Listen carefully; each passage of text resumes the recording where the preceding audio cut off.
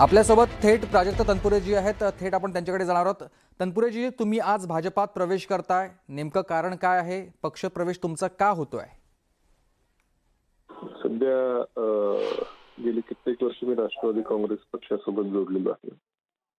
गेल्या काही दिवसापासून माझ्या मतदारसंघातले सर्व कार्यकर्ते जे माझ्या बरोबर गेले कित्येक वर्ष संघर्षाच्या काळामध्ये उभे आहेत, अशा सर्वांचीच खरं मागणी येऊ लागली की आता आपण सत्तेमध्ये गेलं पाहिजे.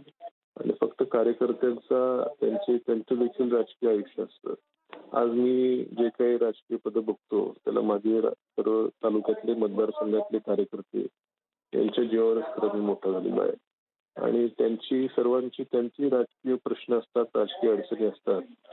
सत्तेचा कुठेतरी आधार करण्यात हवा असतो, कामं होतात. महाविकास आघाडीमध्ये सत्तेत असताना कशा प्रकारची कामं झाली ही त्यांनी बघितलं आहे.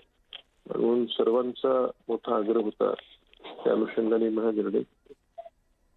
पण तनपुरेजी, या भाजप प्रवेशाबद्दल तुमचं मामा जयंत पाटलांशी काही बोलणं झालेलं आहे का? नाही, डायरेक्टली असं माझं एवढंच काही त्यांच्याशी बोलणं झालं नाही. अगदी माझं पोटनिवडणुकीच्या वेळेस काही थोडीशी चर्चा झाली होती, पण आता मात्र माझं काही त्यांच्याशी या संदर्भात बोलणं झालेलं नाही. माझं इनफॅक्ट तसं काही धाडस झालं नाही त्यांना बोलायचं. बरं, पण आता पक्ष सोडताना, म्हणजे ज्या पक्षामध्ये तुम्ही असताना मंत्री झालेला होता, तो पक्ष आता सोडताना तुमच्या नेमक्या काय भावना आहेत? नाही, निश्चितच मी ज्या पक्षामध्ये आतापर्यंत माझी कारकीर्द होती, माझं एक भावनिक नातं माझ्या पक्षाशी, पक्ष त्या सर्व नेत्यांशी, माझ्या सर्व सहकाऱ्यांशी एक वेगळं भावनिक नातं माझं आहे, जे कधी मला वाटत नाही तुटू शकेल.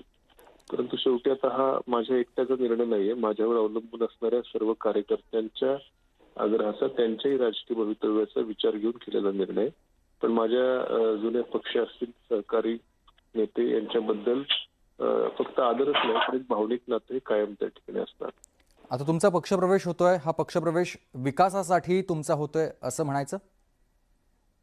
हा, निश्चितच कार्यकर्त्यांच्या आग्रह असतो की एक तर 2004 सालापासून माझे वडील आमदारकीला पडले 4 साली.